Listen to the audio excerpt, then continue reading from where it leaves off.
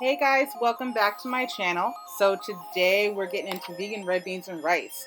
I came up with this because I was doing intermittent fasting during the day and I needed something to eat at night. So I decided to do a vegan twist on a classic favorite. So let's go ahead and get into it. So we're going to start with a Beyond sausage, and I broke that down and got that into my trusty cast iron skillet with some olive oil. And just got those browning on both sides. And while they were doing their magic, I jumped over to my veggies and started chopping those suckers. I'm using my smaller knife here. That is an old college habit. Please feel free to use a normal knife when you're chopping your veggies at home.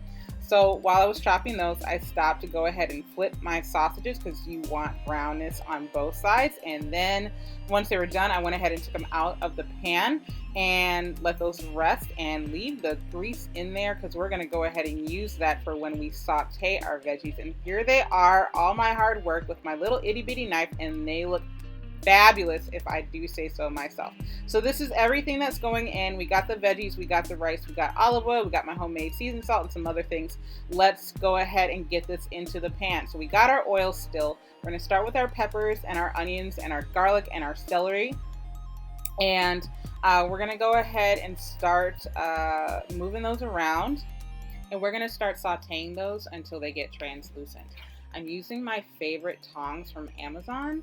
I will leave them in the comment box below so you can go ahead and check them out. And we're going to saute these for 10 minutes.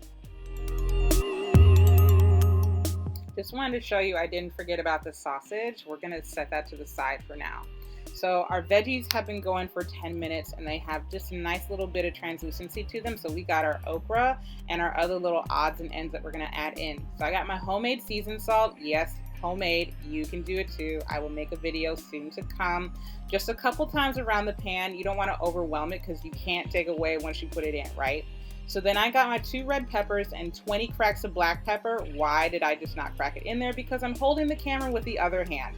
And then we're going to go ahead and put our 2 packs of okra in there. I would say it's about 2 cups in total. And I'm using fresh okra, but if you find the frozen stuff in this section, that's going to work just as well. They do really good with frozen veggies, frozen okra especially. As soon as they pick it, they go ahead and process it and put it in the bag. It's good to go. So it's just as good as fresh. Yeah. Anyway, so we're going to go ahead and saute this for another 10 to 12 minutes. And then we're going to move on to the next steps, which is the rice. Excuse my silliness, y'all. It's quarantine life. I was bored. Anyway, so I'm using Vego red beans and rice today. No, this is not a red beans and rice from scratch video. That will come in the future. But today we're using 2 packs of Vego red beans and rice. I grew up with this stuff. My mom cooked it for me all the time. I have no issues with this. But if you feel like you want to do more of a take where you're using, rice and beans and whatnot from scratch, be my guest. I'm using this today because I can. So what I'm doing here, I'm stirring it around just to get the rice granules coated with the oil in the pan. What does this do? This allows them to cook up separately so there's no clumping and no sticking, and it actually also allows it to fluff up better. Also, if you feel like your oil's kind of like dissipated, add a little bit more. There's nothing wrong with that. The police are not going to come get you for using too much oil. So now let's talk water. We have 6.5 cups of water ready to go. I use alkaline water. It's dope. Read about blue zones, and there might be another video coming up on that to talk more about how that is so awesome. In the meanwhile, we're going to add our water and get ready for the next phase of cooking. And it was around this time that I discovered I did not have a lid big enough for my cast iron skillet. What am I going to do? I'm going to go ahead and add in this bay leaf while I think about it. And that's because I love bay leaf with red beans and rice. And that time proved to be useful because look what I came up with. Foil, a cookie sheet, and the lid to my Dutch oven. How about that? That, folks, is called innovation. Yes, it is. And look at where this innovation got us after we took off the contraption and I pulled back the foil, and look at here. Look at that with the okra and the juices and the rice and the beans and the deliciousness. Oh my goodness, I'm so excited. I wanted to eat this like right away, but it was like hot, and can't do that because I like my tongue.